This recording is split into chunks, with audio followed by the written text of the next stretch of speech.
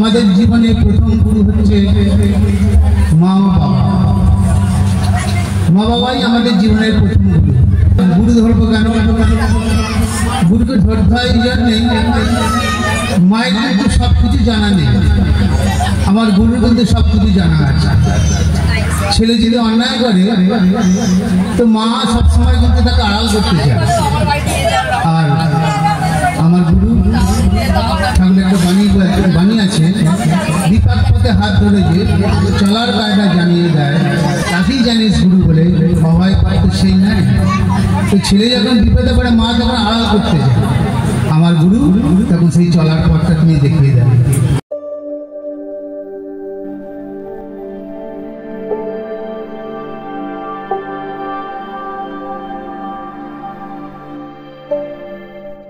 আমাকে ঠাকুরের কথা একটু বলার জন্য অনুরোধ করেছেন লিখিত দেবতা, কিন্তু আমি তো মূর্খ মানুষ।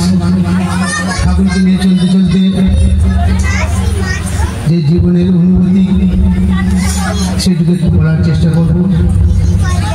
ঠাকুরকে নিয়েছি আমরা সুস্থ সুন্দর ভালোভাবে বেঁচে থাকার জন্যে, কিন্তু আমাদের জীবনে প্রথম গুরু হচ্ছে মা বাবা। মা বাবাই আমাদের জীবনের প্রথম গুরু।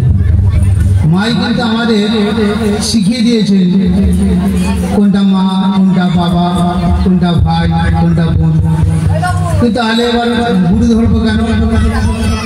গুরুকে ধরতে হয় এই জন্যে, মায়ের কিন্তু সব কিছু জানা নেই, আমার গুরুর কিন্তু সব কিছু জানা আছে।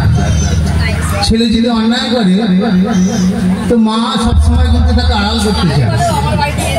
আর আমার গুরু ঠাকুর একটা বাণী আছে, বিপাক পথে হাত ধরে যে চলার কায়দা জানিয়ে দেয়। তাই আজকের দিনে দেখবেন চারিদিকে সমস্যার সমস্যা, পারিবারিক সমস্যা, প্রতিবেশীর মধ্যে সমস্যা, চারিদিকেই সমস্যা। এই সমস্যার সমাধান কি করে হবে?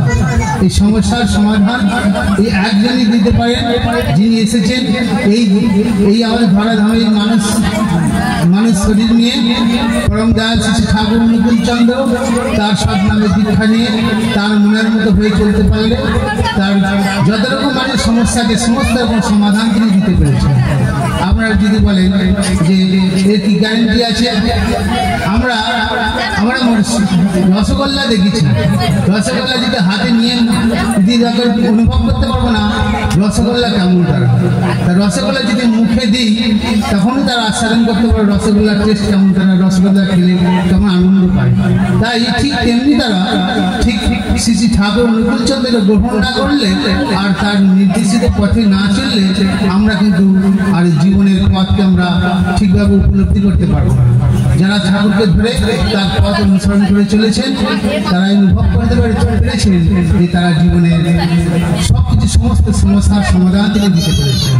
তাই আমাদের ছেলেমেয়েরা যে পড়াশোনা করে এই সবচেয়ে খুশি হয় যখন পরীক্ষায় পাস করে, তখন বাবা মা খুশি হন, গুরুজনরা, দাদু ঠাকুরমা খুশি হন, বা শিক্ষক খুশি হন। সেই ছেলেটা সবাই চায় আমার 10টা ছেলের মধ্যে একটা ছেলে হোক, কৃতি সন্তান হোক। কিন্তু এই কৃতি সন্তান বানাতে গেলে সেই মায়ের সেই কৌশল তো জানা নেই, তো কেমন করে সেই 10টার মধ্যে একটা ছেলে হবে। তাই ঠাকুরের কাছে একটি কুমারী মা, বিয়ে পাশ করা মা ঠাকুরের কাছে এসেছেন।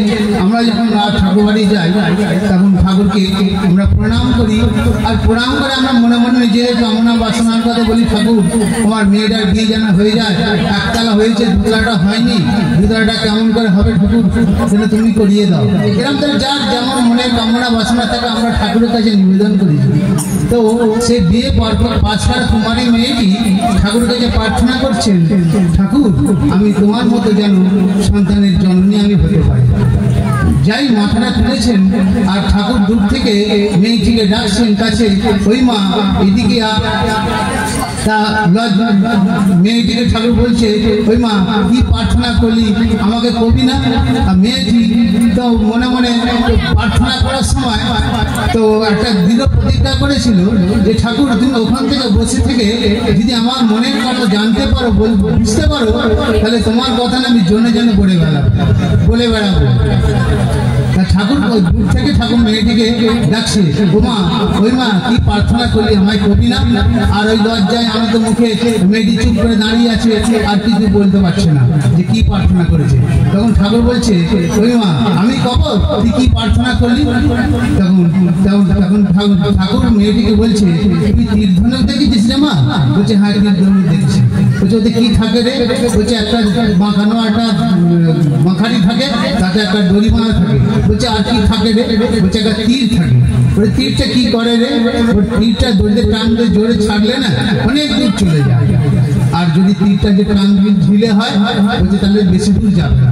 তখন ঠাকুর নিজের হাতটা মাজাটা চাপা মেরে বলছে, ওই তো মানে তুই তোর প্রার্থনার ফর্মুলাটা তুই শিখে গেলি, প্রার্থনার মর্মটা শিখে গেলি।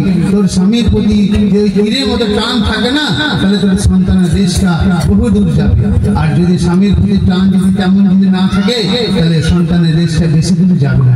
এই ছোট্ট ছোট্ট কথার মধ্যে দিয়ে এই সুন্দর সন্তানের জননী কেমন করে হওয়া যায়, সেই মেয়েকে সুকৌশলী ঠাকুর বুঝিয়ে দিলেন। তাই আমরা ঠাকুরকে ধরে তার পথ অনুসরণ করে আমরা যেমন ভাবে চলতে পারবো, আমরা ততটাই জীবনের মঙ্গলের অধিকার হবো। জয় গুরু, সবাই ভালো থাকবেন, এইটুকু বলে আমার কথা।